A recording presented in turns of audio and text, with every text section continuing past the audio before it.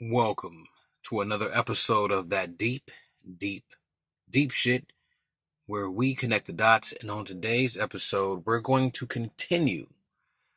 This will be part 2 of the veils. Shall we? Okay. So in the first video I discussed I don't know about right or wrong, but I can see you sure have a problem when it comes to getting to the point. That there were many veils that one would go through in one's existence on the third dimension, meaning in one's lifetime you'll go through these veils, main points being at birth, death, in between, sleep, meditation. So on this video I'm going to go into a little bit of detail about the veils that happen during meditation or sleep, but keying in on sleep, keying in on meditation. Took some notes here. Okay, so when one meditates, you will find that a lot of people will get discouraged from the process of meditation because they can't clear the junk out of their mind while they're doing this. Now, that junk is necessary, and I call that junk the first veil. There are many veils that you must go through meditation before you have breakthroughs. But that first veil is inevitable and can't be escaped. So, reading from some of the notes, well, before I get into the notes, that veil is there because in our everyday life, we are conditioned to be distracted from ourself. Everything is to keep you from understanding your job, your family, TV. When I say your family, I mean responsibility. TV, movies, entertainment, sports, frivolous conversation, music, who's the best rapper, all that shit. You know what I'm saying? It just keeps you from understanding you. Okay? From the notes. The distraction of the self is based out of fear and conditioning. The fear of knowing oneself, and out of conditioning of what I said before: life, education, school, religion, sports, conditioning. Also, fear out of the darker aspect of the self. And when we say dark, we mean the unknown. Okay? Dark just refers to the unknown, not anything evil or satanic, because those things don't exist. Fear of confronting one's problems in the first veil of meditation. This veil can last for an extended period of time. This is why we tend to distract ourselves to reduce the stress that comes from facing problems. Example: TV, video games, sports. The more one meditates out of practice, the quicker one can get through the first veil. Meaning, it's just like practicing anything. You get better with practice.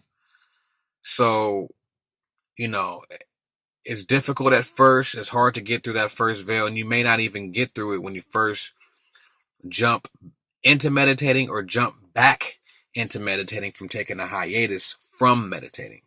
So it's just like, for those who write raps, like if you rap, you writing raps and you stop writing for a while because of life, and then you get back to writing raps, those first couple of raps are going to be trash. I'm just using that as an example because I used to be a MC. Yeah. Anyhow.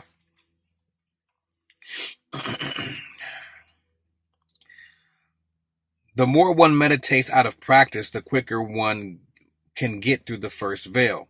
The first veil is inevitable, but once passed, there lies other veils that consist of peace and answers to one's problems, among other things.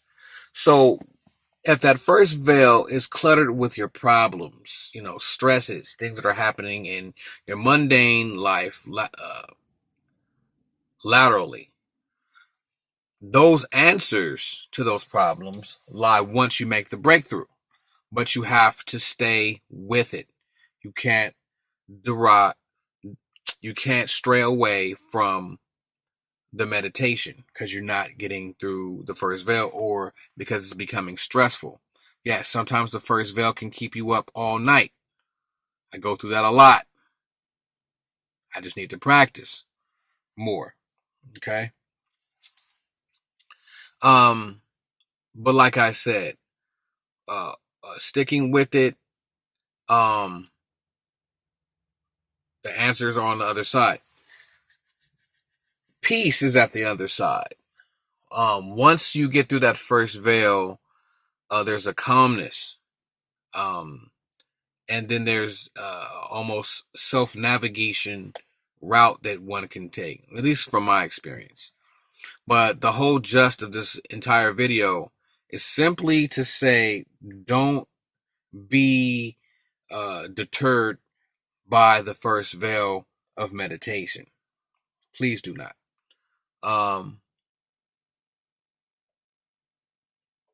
You will find that once you start to break through the first veil, not only will you get answers, but in your waking life, in your mundane existence, you will perform better because you will think clearer. You won't stress when these problems arise. That is one of the main benefits of meditation, is not just to receive the answers, but how it makes you perform as a person. And that's all based off of knowledge of self. I had someone very near and very, very dear to me asked me the other day, well, what is the point of knowing all of this stuff? What do you do with it? What is the point of it? I was simply trying to explain to her that the point is not knowing all of this stuff. That's not the point. I have come to answers about all of this stuff because I wanted to know more about myself. So I didn't set out to study stuff. I set out to study myself. Knowing about stuff just became the byproduct. So, yeah. But I don't know if that person grasped that. But I hope that you do. And I hope that answered some of your questions and helped with some of the difficulties you may, or someone you know may be facing with getting through the veils of meditation. All right? So, I don't know about right or wrong, but I can see you sure have a problem when it comes to getting to the point.